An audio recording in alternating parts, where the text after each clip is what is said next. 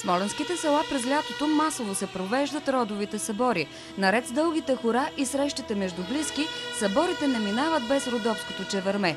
Какви са тайните за приготвянето му, разказва един от най-известните чевермеджии в региона. 50-годишният Румен върти чевермеджийски шишове по събори повече от 3 десетилетия.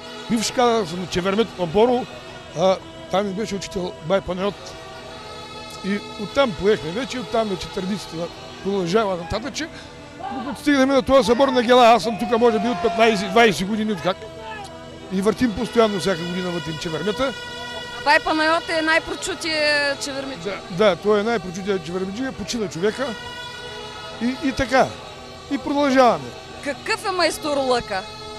Къде е всъщност тънкото?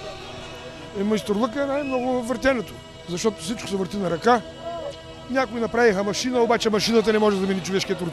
Колко часа се върти едно? Ами средно 6-7 часа. Важно ли е колко трябва да е голямо агнето? Ами средно около 20-22 кг трябва да е трупно. Трупно. И тогава като се ниже, се посолява вътре, отвънка, посолява се и нищо друго не се слага. Само сол? Само сол.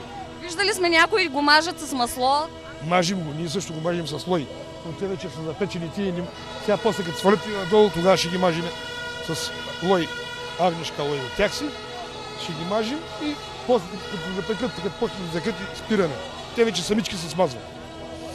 Добре, в момента е над 30 градуса, вие стоите до огъня, трудно ли е? Трудно, защото всичко пуши, в очите пепел, вятър, всичко е. Трудно, не е лесно, но това, което е много лесно, всеки ще се фане с тази работа. Как се издържа? С голям зор. С голям зор се издържа, но ние сме свикнали, понеже редовно аз ходя по чевермета, по такива работи и съм свикнал, не ми прави впечатление. Колко често ти самия хапваш чеверме? Аз ли? Чеверме на чеверме ли си? Не се лишавам. Не се лишавам от чеверме. Чеверме е жердище, някой път слагам да си капа на филийката, мъзнинка, папам си. Имат ли българите да си купуват чеверме?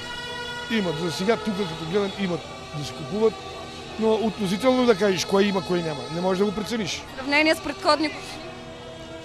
Предходни години много повече вървеше. Много повече и си позволява хората. Сега малко е трудно положението.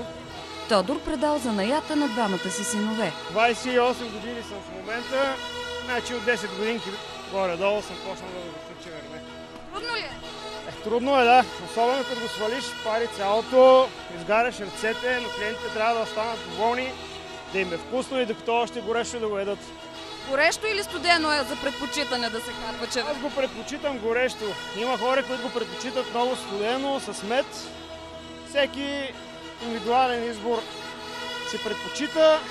По съборите килограм топло чеверме струва 20 лева. Обичате ли че? Обичам го, разбира се. Затова съм дошъл до Гела и да видя толкова много хора на едно място.